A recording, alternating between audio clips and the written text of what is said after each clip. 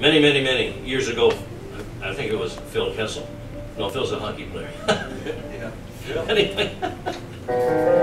Anyway, this is a story about the preacher and the bear. How many heard that yarn? Oh yeah. Phil Harris. Phil Harris. What did I say? Phil Kessel? I've been reading too much hockey news in Toronto. I don't know if I'll get through this, but anyway. It's another one. This is kind of one where it kind of flows itself, so concentration is important. Well, a preacher went out walking on one Sunday morning. Well, it was against his religion, but he took his gun along. Shot himself some mighty fine quail, one little measly hare.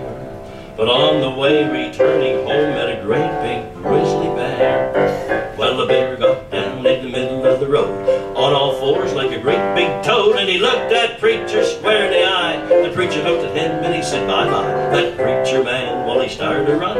The bear after him, well, he did come. He run and he run about a mile, and they both sat down and rested a while. The preacher man started running again. The bear after him now with more vim. He ran and he ran till he spotted a tree, said, up on the limb is a place for me. The bear got close, made a grab for him. The preacher man jumped, he made that limb, pulled himself up, turned about, turned his eyes to the sky, and he did shout, oh Lord, you delivered Daniel from the lion's den. Also delivered Jonah from the belly of the whale, and then all the Hebrew children from the fiery furnace, so the good book did declare. Said, Lordy, Lordy, if you can't help me, for goodness sakes, don't help that bear. Hang on. I get out of puff here and I gotta stop. In that line there's a story about Jonah being swallowed by the whale.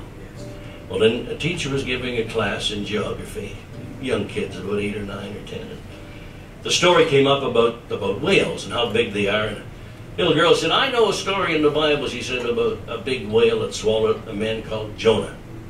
And 3 days later coughed him up on the shore, and Jonah was fit, fine and everything. Well, the teacher said that's a fairy tale.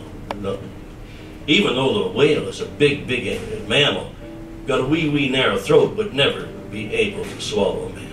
Well, they had a bit of a dark. The little girl said, well, I'll tell you what. When I get to heaven, I'm going to ask Jonah myself. Well, the teacher said, well, what if Jonah went to hell? Well, she said, well, then you can ask him. Just about then, that little ago, when the preacher came a-tumbling down, put his hand in his pocket, pulled his razor out just before he hit the ground. Well, he hit the ground with a terrible thud. Lord, it was a terrible sight. There was the preacher and the bear and the razor in his hair, and he's cutting left and right.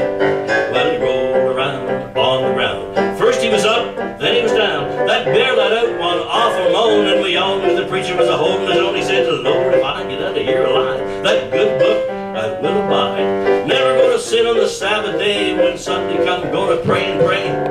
To the heavens he did glance. He said, Lord, won't you give me one more chance? Then his suspenders broke away, knocked that bear 10 feet away. While the preacher man, he made a bound for a bigger tree, he'd be safe and sound. Pulled himself up and he turned about, turned his eyes to the sky. He did shout, oh Lord, you delivered Daniel from the lion's den. He also delivered Jonah from the belly of the whale, and then all the Hebrew children from the fiery furnace, so the good book do declare. Said, Lordy, Lord, if you can't help me, for goodness sakes, don't help that